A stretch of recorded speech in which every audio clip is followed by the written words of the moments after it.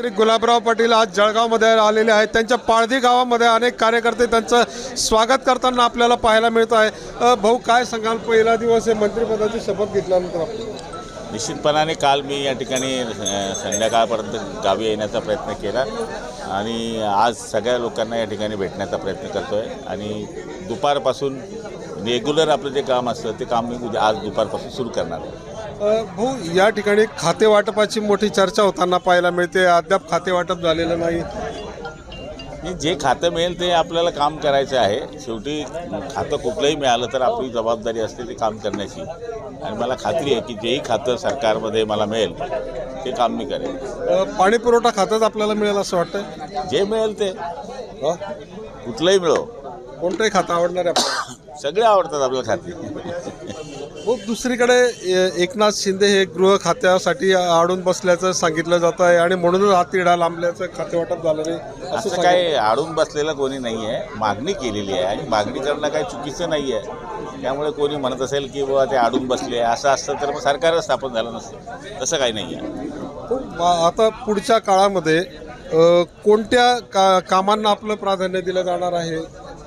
सगळ्यात जास्त म्हणजे शेत रस्ते आणि त्याचबरोबर जी प्रकल्प आहेत ज्याला प्रमा मिळालेली, जसं निमतापी प्रकल्प आहे, नारपार आहे, याच्या गती कशी मिळेल ते आमचे प्रयत्न राहणार आहे। आणि त्याचबरोबर ज्याप्रमाणे धुळ्याला आणि अमरावतीला या ठिकाणी MIDCने ज्या सवलती येणाऱ्या उद्योगांकरता दिलेल्या त्या जळगावला नाही आहेत, त्या जळगावला मिळण्याकरता आमचे प्रयत्न राहणार, जेणेकरून त्या जर सवलती जळगावला मिळाल्या तर जे उद्योग इकडे तिकडे जात आहेत ते जळगावमध्ये जर आले तर बेरोजगारांचा प्रश्न सुटू शकेल। ह्या तीन गोष्टीमध्ये आम्ही यावेळेस निश्चितपणाने केंद्रस्थानी ठेवलेले आहे आणि तो करण्याचा आम्ही प्रयत्न करतो। पालकमंत्रीपद कोणाकडे जाईल? कारण ते मागच्या काळामध्ये आपल्याकडे होतं, यावेळेला आपल्याकडे राहील असं वाटतं आपल्याला?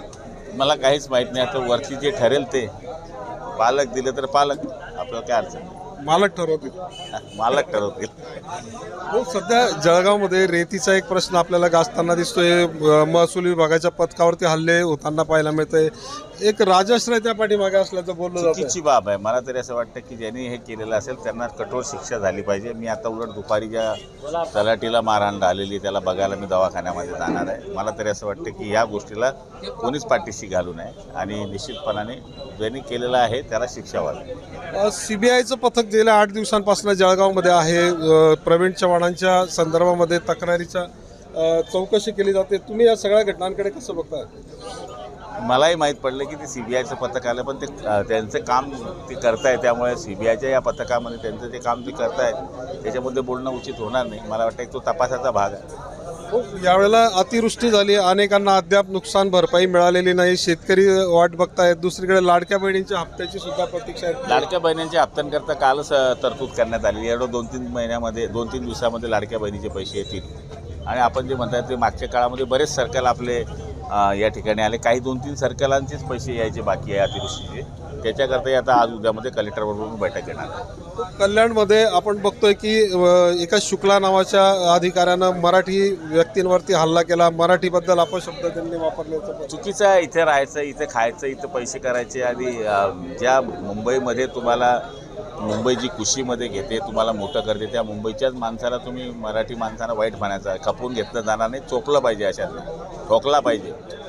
त्याला राहणार इथे सगळं पैसे कमवणार, येताना मराठी माणसांना तुम्ही घाण बोलणार, तुमच्या बापाची ठेव आहे का इथं? पण चालते वा तुमच्या राज्यात। भाऊ, नवीन वर्ष तोंडावरती आहे, आपला काय संकल्प असणार आहे नवीन वर्षाच्या संदर्भात? नवीन वर्षाचा संकल्प हाच आहे की जोही माझ्याकडे दीनदलित, पीडित, शोषित येईल, महिला, पुरुष, तरुण, बाल मित्र, त्यांची कामं माझ्या हाताने हो आणि जे आजपर्यंत यश मिळालं आहे त्या लोकांची सेवा करण्याची प्रभू शक्ती देव। तर हे होते मंत्री गुलाबराव पाटील। नवीन वर्षाचा संकल्प आहे दीन दुबळ्यांची सेवा आपल्या हातून घडू दे, अशी आपले काम करण्याचा प्रयत्न राहणार असल्याची प्रतिक्रिया त्यांनी दिलेली आहे। चंद्रशेखर नेबे, ABP माझा, जळगाव। ABP माझा, उघडा डोळे बघा नीट।